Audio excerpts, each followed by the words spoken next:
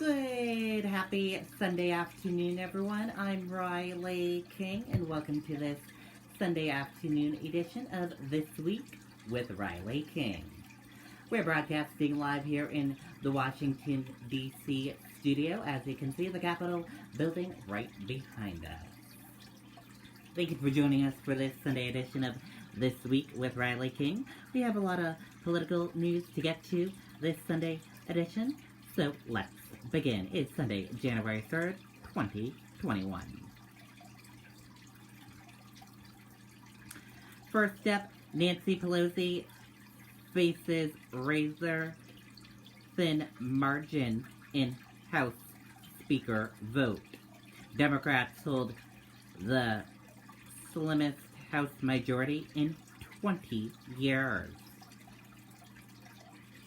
Nancy Pelosi is expected to be re-elected House Speaker on Sunday when the new session of Congress begins, but the coronavirus pandemic and a dismissed majority leaves her with little room for error as the California Democrat seeks what will likely be her final term leading the House. Pelosi, 80, who has led the House Democrats since 2003 and is the only woman to ever serve as Speaker, hasn't faced down a rebellion in her ranks like she did 2 years ago when 15 Democrats voted against her on the House floor after unsuccessfully trying to recruit a challenger. There's no running away from numbers. Fauci laments surging COVID-19 deaths as Trump claims fake news. Trump misleading claimed CDC's virus case. Death numbers were extraordinary. Dr. Anthony Fauci said Sunday that he did not anticipate the COVID-19 pandemic death toll in the United States would reach current levels, limiting that indoor activity and holiday travel has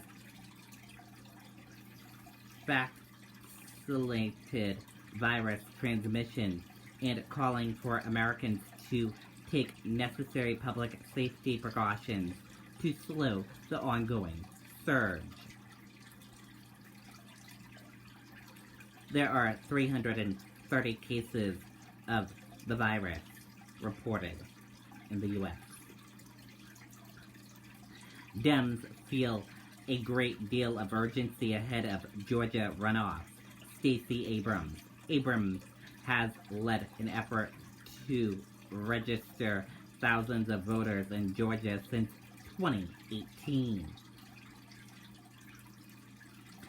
Stacey Abrams, the founder of Fair Fight, said Sunday that Democrats feel a great deal of urgency around Georgia's 2 runoff elections on Tuesday, which will determine the balance of power in the Senate just as President-elect Joe Biden takes office. And that does it for this Sunday edition of This Week with Riley King. Thank you for joining us for this Sunday edition of This Week with Riley King. Have a great rest of your Sunday, everyone. See you back here next Sunday for another edition of This Week with Riley King. Broadcasting live here in our Washington, D.C. bureau. Again, here's a look at the Capitol building in Washington, D.C. I hope you enjoyed this broadcast. Enjoy the rest of your Sunday. Goodbye.